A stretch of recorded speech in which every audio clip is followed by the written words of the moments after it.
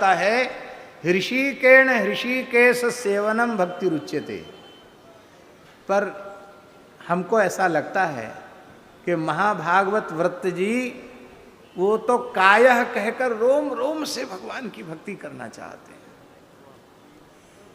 तो ऐसी अनन्य भक्ति के द्वारा आप चाहते क्या हैं, आपका अभीष्ट क्या है? तो दूसरे श्लोक में अर्थ का वर्णन।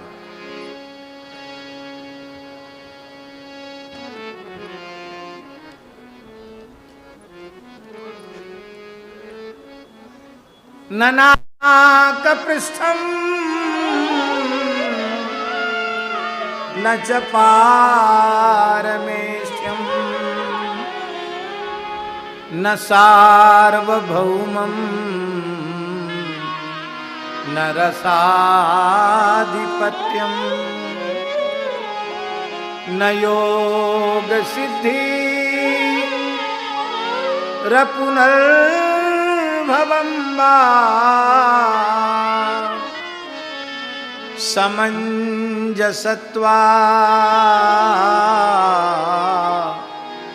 विरहैयकांक्षे।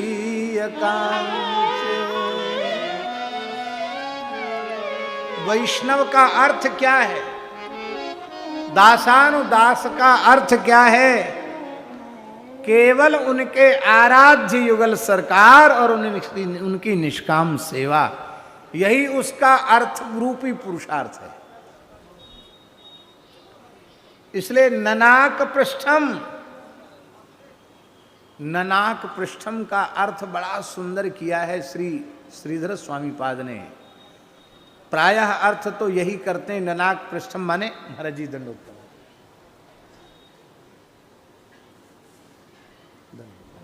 बड़ी कृपा आपकी।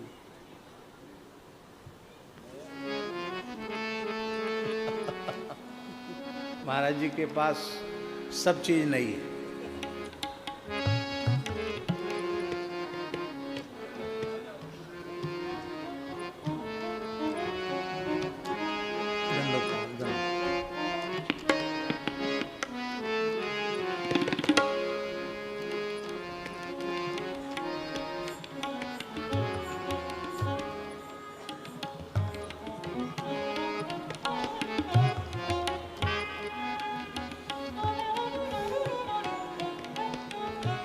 श्रीधर स्वामी पाद ने अर्थ किया है ध्रुव पदम अपि न याचे। ननाक पृष्ठम का अर्थ स्वर्ग नहीं किया। वो कहते हैं हमको ध्रुव पद भी नहीं चाहिए, आपके अनुग्रह से प्राप्त सर्वोपरि स्थान है ध्रुवलोक। ध्रुव सगलान जपयु हरि नामू पावा अचल अनुपम ठाऊं। सूर्य चंद्र नवग्रह सप्तर्षि सबके सब ध्रुव जी की परिक्रमा करते रहते हैं। ये वैकुंठ का द्वार ही, वैकुंठ का एक क्षेत्र विशेष ही ध्रुवलोक है।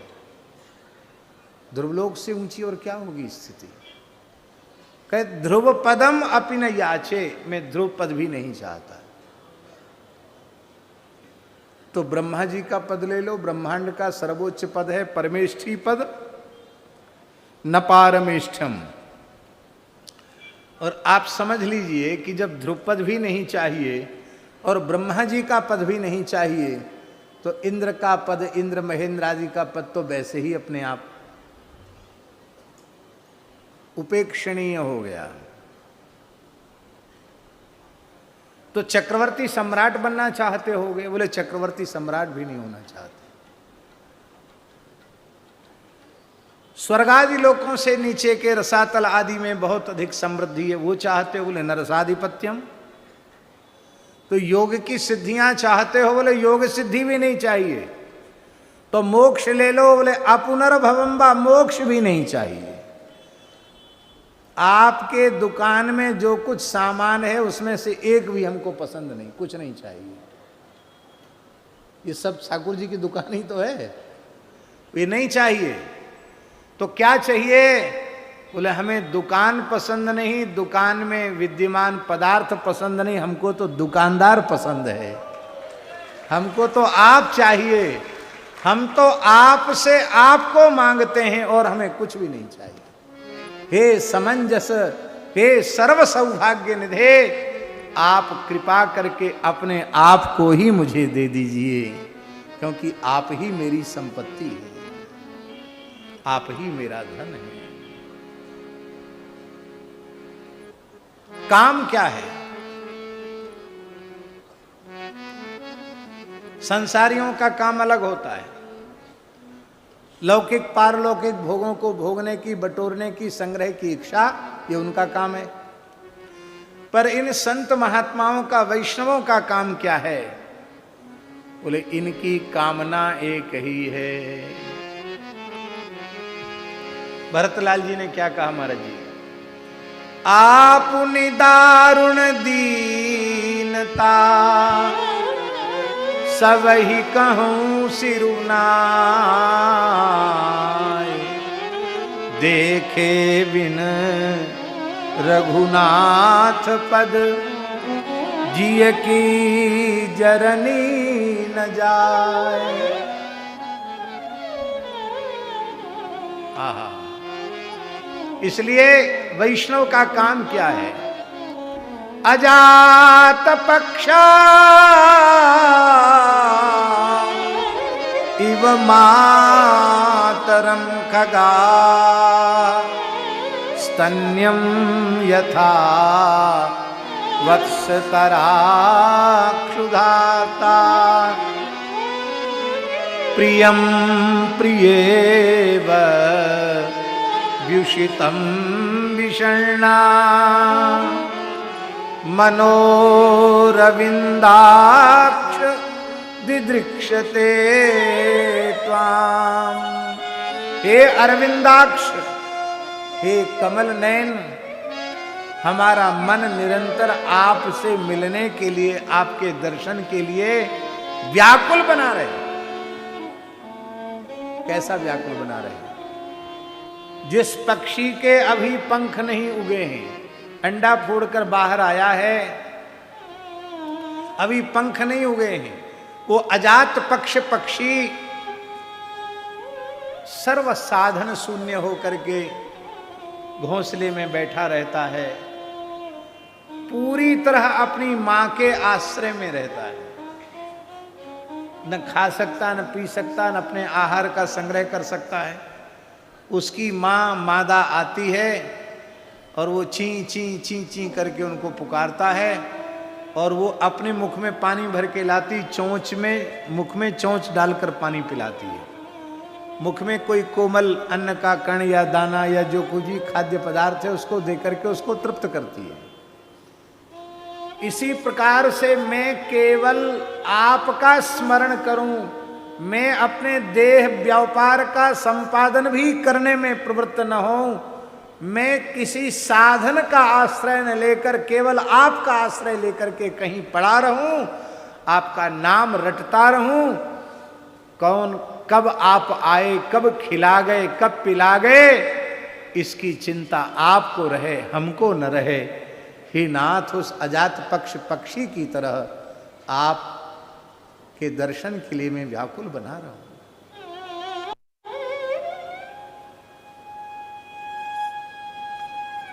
स्तन्यम यथा वत्सतरा क्षुधार्ता।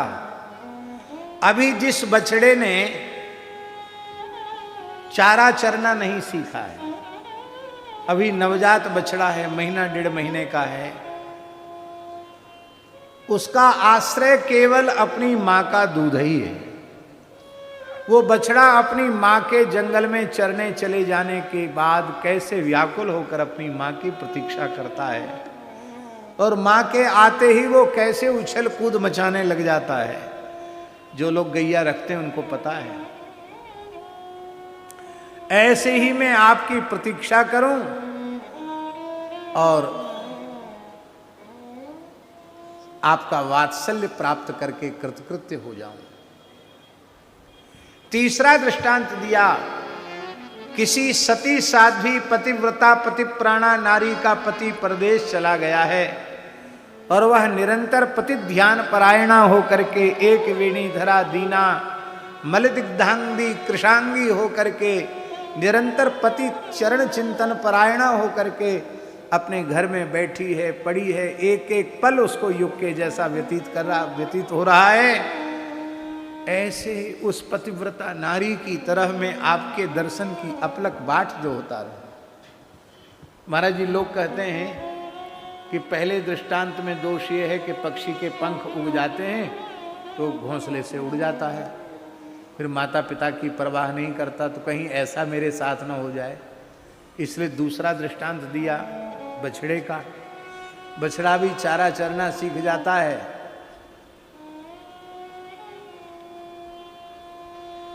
तो फिर मैया की ज़्यादा परवाह नहीं करता है। एक जगह हम वृंदावन की ही बात है,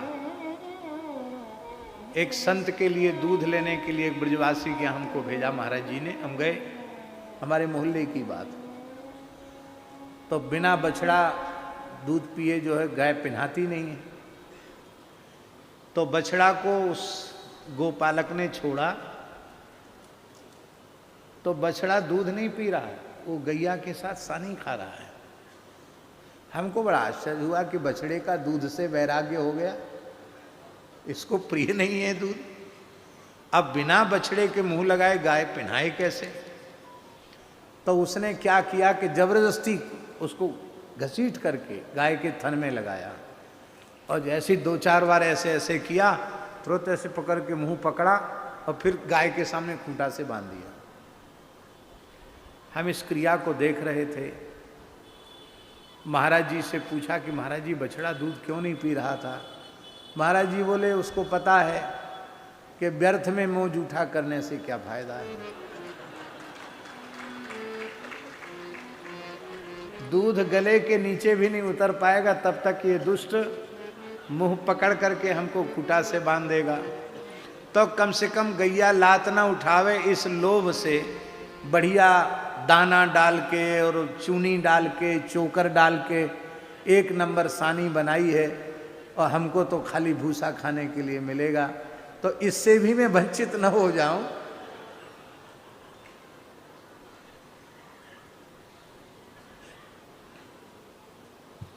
इसलिए ये दृष्टांत अच्छा नहीं लगा। तो तीसरा दृष्टांत पतिव्रता का दिया। पतिव्रता का प्रेम कभी घटता नहीं है, वो प्रतिक्षण बढ़ता चला जाता है, बढ़ता ही चला जाता है। तो पहले दृष्टांत में दोष, दूसरे दृष्टांत में दोष, तीसरा दृष्टांत निर्दोष है, ऐसा भाव प्रायः दिया जाता है। पर दास बड़ी विनम्रता से निवेदन करे, भक्त का कोई भाव ऐसा नहीं जो सदोष हो। भक्त के समस्त भाव निर्दुष्ट होते हैं, इसलिए न पहले में दोष, न दूसरे में दोष, न तीसरे में दोष। अजात पक्ष पक्षी की तरह भगवदाश्रय और देह व्यापार से भी वैराग्य।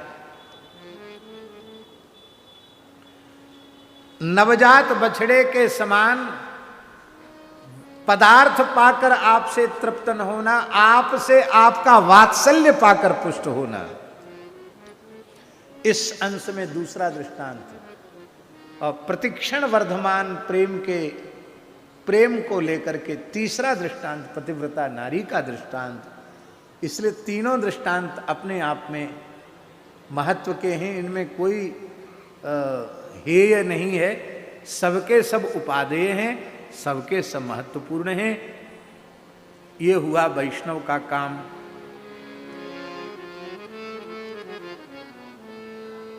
अब मोक्ष क्या है? परम श्रद्धेय प्रातस्मरणीय पूज्य गुरुदेव आचार्य श्री कृपाशंकर जी महाराज, उनके मुखारविंद से एक बात दास ने सुनी। पूज्य आचार्य जी कहते थे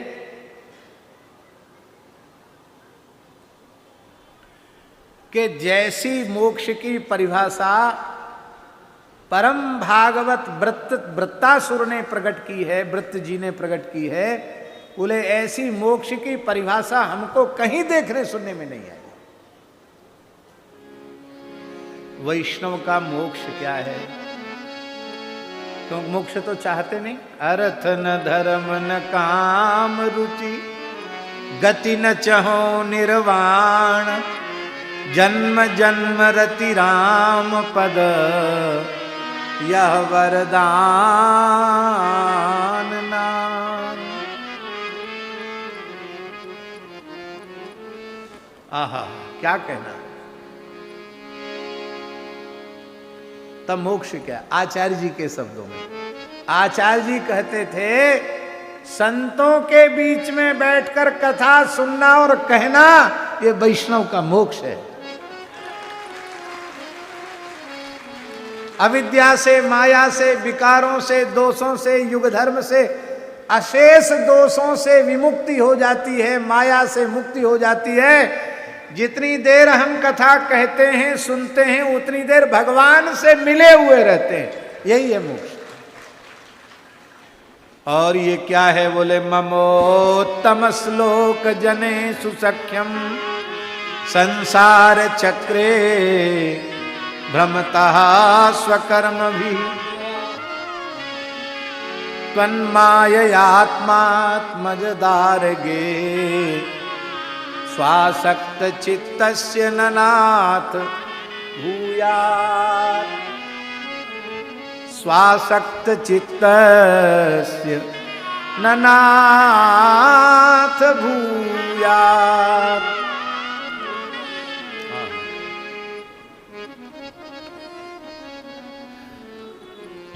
हे नाथ, ऐसी कृपा करें, आपके प्राण प्यारे जो भक्त हैं उनसे हमारी मैत्री हो जाए, उनसे सख्य। क्यों हो जाए सख्य? क्योंकि सताम प्रसंगान मम वीर्य संविदो भवंति हृतकर्ण रसायना कथा, तज्जोषणा दास्वप वर्ग वर्तमनी श्रद्धा रतिर्भक्तिरनुक्रमिष्यति। इसलिए हमारा प्रेम हो जाए। उनके चरणों में बैठकर निरंतर भगवत चर्चा श्रवण का ही सौभाग्य हमें निरंतर प्राप्त होगा। बस हम 10-15 मिनट में ही अपने प्रवचन का उपसंहार। महाराज जी बोल के जाइए। हाँ, हम 10-15 मिनट में ही लीला समेटने वाले हैं।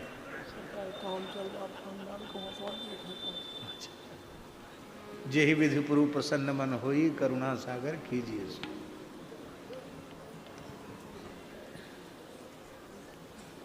सप्तम स्कंध में प्रहलाद जी का चरित्र है। प्रहलाद चरित्र की विशेषता है, घोर नास्तिक को भगवत साक्षात्कार करा दिया। जिसकी भगवान में श्रद्धा हो, भगवान के प्रति विश्वास हो, उसको भगवत साक्षात्कार मिल जाए, इसमें कठिनाई नहीं, उसको हो जाता है। कैसे? उदाहरण दें।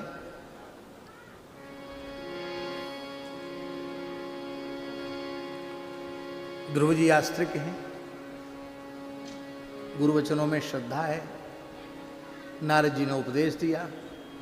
5 वर्ष की अल्प अवस्था में, 6 महीने की अल्प अवधि में उन्हें भगवत साक्षात्कार हो गया।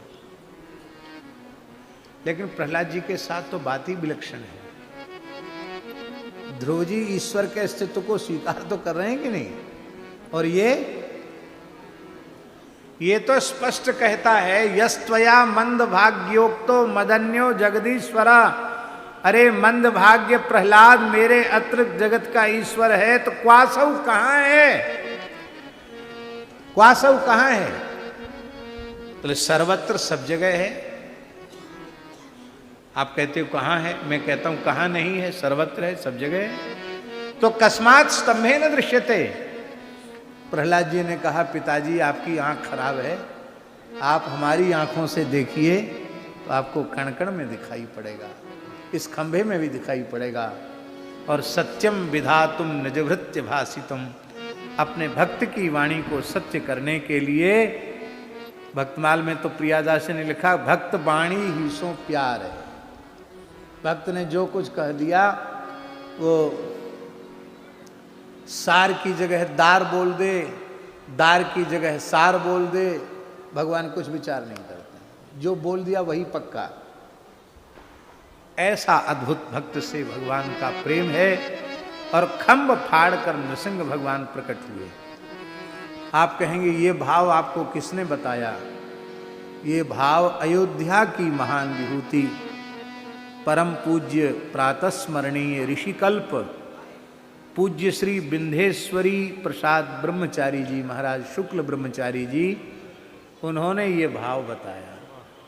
बोले प्रहलाद चरित्र का वैशिष्ट है कि उन्होंने सर्वथा ईश्वर के अस्तित्व को नकारने वाले को प्रत्यक्ष दर्शन करा दिया। ये सबसे बड़ा पक्ष है प्रहलाद चरित्र का। ऋषिकेश में हमको बताया था उन्होंने, कथा में पूरे बैठते थे, रोते रहते थे कथा में। अद्भुत महापुरुष थे, क्या कहना, अयोध्या की शोभा थे वो। बोलो वृंदावन बिहारी लाल की जय।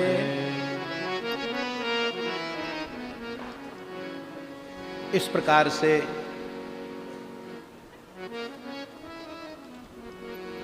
प्रहलाद जी का परम पावन चरित्र है। प्रहलाद जी ने भगवान नृसिंह का स्तवन किया है और भगवान नृसिंह ने दैत्य राज पद पर प्रहलाद जी को अभिषिक्त किया है, क्योंकि दैत्यों में भी भक्ति के संस्कार भगवान को प्रतिष्ठित करने हैं।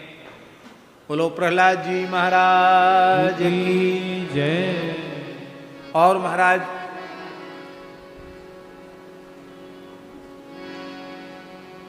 अष्टम स्कंध में 14 मनवंतरों में होने वाले अवतारों का स्मरण किया गया। तामस मनवंतर में भगवान ने हरि रूप से अवतार लेकर गजेंद्र भक्त को कष्ट से मुक्त किया। ये चरित्र का बड़ा सुंदर निरूपण किया गया है।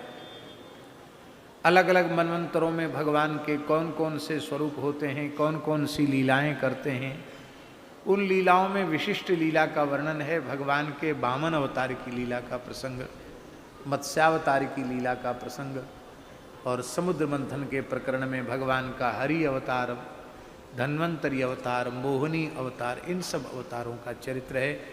अंत में मत्स्यावतार का स्मरण करके स्कंद को पूर्ण कर दिया जाता है। 9वें स्कंध में सूर्यवंश चंद्रवंश का वर्णन है, और उस वंश में हम केवल राम जी का जन्म कराएंगे बस। और फिर क्योंकि अब समय भी हो रहा है और समागत महापुरुषों का आशीर्वाद भी होना है, और अयोध्या में राम जी का चरित्र हो जाए, इससे बड़ी कोई बात नहीं है। लेकिन एक बात महाराज जी हमारे मन में कहने की बड़ी प्रबल इच्छा है, उसको हम जरूर कहना चाहते हैं। प्रायः ऐसा माना जाता है कि वर्तमान युग, कलयुग के पहले द्वापर, उसके पहले त्रेता में राम जी का अवतार हुआ था, ऐसा ही माना जाता है। लेकिन यह मान्यता भगवान वेद व्यास के अनुकूल नहीं है। व्यास जी ने इस वर्तमान चतुर्युगी के त्रेता में राम जी का अवतार नहीं माना है। व्यास जी ने 24वीं चतुर्युगी के त्रेता में राम अवतार माना है, और इसके अनुसार इसके अनुसार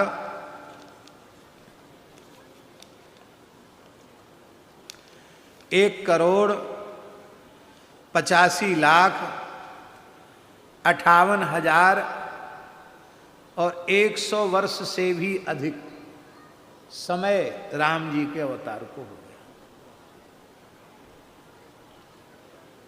85,58,000 मोटा मोटी समझो 2.25 करोड़, यही हुआ ना महाराज जी। 2.25 करोड़ वर्ष पहले राम जी का अवतार हुआ, और लोगों को 11 लाख वर्ष में ही भगवान के अवतार को स्वीकार करने में परेशानी हो रही है। पर व्यास जी ये कह रहे हैं, देखिए ब्रह्म पुराण का प्रमाण, कौशलायाम दशरथ नवदुर्वा दलज्युति त्रेतायाम आविर्भवत चतुर्विंशे चतुर्युगे, ब्रह्म पुराण में कह रहे हैं। ब्रह्मांड पुराण में 104वें अध्याय के 11वें श्लोक में, चतुर्विंशे युगे चापी विश्वामित्र पुरस्सरा राज्ञो दशस्याथ पुत्रो पद्मायते क्षणः। वायु पुराण में 98वें अध्याय के 72वें श्लोक में, चतुर्वंशे युगे रामो वसिष्ठेन पुरोधसा सप्तमो रावणस्यार्थे यज्ञे दशरथात्मजा। महाभारत में शांति पर्व में सद्यान से समनुप्राते त्रेतायाम द्वापर से जो अहम दाशरथी रामो भविष्यामि जगतपति, यहाँ भी चतुर्विंशति का ही माना है। और लोग ऐसा मानते हैं कि भरत जी, लक्ष्मण जी, शत्रुघ्न जी सब एक ही दिन प्रकट हुए, लेकिन ऐसा नहीं है। चैत्र शुक्ल नवमी को श्री राम जी का अवतरण है, चैत्र शुक्ला दशमी को भरत जी का अवतरण है, और चैत्र शुक्ला एकादशी को लक्ष्मण जी और शत्रुघ्न जी का अवतरण है। इस तरह से नवमी, दशमी, एकादशी इन 3 दिनों में मिलकर के चारों लाल जी प्रकट हुए। बोलो भक्तवत्सल भगवान की जय। श्री शुक उवाच खट्वांगाद दीर्घबाहुश्च रघुस्तस्मात् पृथुस्रवा अजस्ततो महाराजस्तस्मात् दशरथो भवत् तस्यापि भगवानेश साक्षात् ब्रह्ममयो हरिः अंशांशेन चतुर्धागात् पुत्रत्वं प्रार्थितः सुरैः श्रीराम लक्ष्मण भरत शत्रुघ्ना इति संज्ञया। साक्षात ब्रह्ममयो हरि, ये साक्षात शब्द से ये है कि भगवान अंशावतार नहीं, भगवान कलावतार नहीं, सर्वेषाम अवताराणाम अवतारी रघुत्तम, संपूर्ण अवतारों के अवतारी भगवान श्री राम प्रकट हुए। हे राजन, उनका चरित्र तत्वदर्शी ऋषियों के द्वारा आपने अनेकों बार श्रवण किया है, उन्होंने वर्णन किया है और तुमने अनेकों बार श्रवण किया है। एक श्लोकी रामायण गुरुवर थे त्यक्त राज्यो व्यचरदनुवनम पद्म पद्भ्याम प्रियाया पाणिस्पर्शा क्षमाभ्याम व्रजित पथुर्जो यो हरीन्द्रानुजाभ्याम वैरूप्यात् सुरूपणख्या प्रिय विरहरुषा रोपित भ्रू विजृंभस्त्रस्ताब्धिर्बद्ध सेतु कलदव दहन कौशलेन्द्रो बतान। कौशलेंद्र भगवान श्री राम हमारी रक्षा करें। कथा कहते कहते सुखदेव जी पर कौन सी विपत्ति आए परी जो कहते हमारी रक्षा करें। हमारे महाराज जी कहते थे, भक्तमाली जी महाराज, कि श्री रामचरितामृत सिंधु में सुखदेव जी डूबने लगे, तो डूबने वाला कहता हमारी रक्षा करो, रक्षा करो। हे प्रभो, मैं तो आपके रामावतार के अमृत सिंधु में डूबा चला जा रहा हूं, आप मुझे बचा लीजिए जिससे मैं आपके कृष्णावतार की कथा कह सकूं। ठाकुर जी, राम जी इतने दयालु हैं, एक श्लोक में ही उबार लिया, पर 2 अध्याय का जो रामचरित्र है वो अपने आप में इतना अद्भुत है, इतना अद्भुत है कि ग्रंथ कोटि विराकीर्णम अद्भुतम राम विक्रमम अध्याय द्वैतो वक्षन्नेक श्लोके समश्यति। श्री श्रीधर स्वामी पाद कहते हैं 2 अध्याय में ही रामचरित्र है, पर करोड़ों करोड़ों ग्रंथों में जो रामचरित्र गाया गया है उसको सुखदेव जी ने अपनी दिव्य सामर्थ्य से 2 अध्यायों में गा दिया, और 2 अध्यायों का संक्षिप्तीकरण सूत्रात्मक एक श्लोके समझते। ये अपूर्व सामर्थ्य है श्री सुखदेव जी महाराज का। तो अब हम लोग राम जी का जन्म मना लें। पुरुषो रामचरितम श्रवणैरुपधारयन् आनृशंस परो राजन् कर्म बंधैर्विमुच्यते। बोलो भक्तवत्सल भगवान की जय। जय जय श्री सीताराम।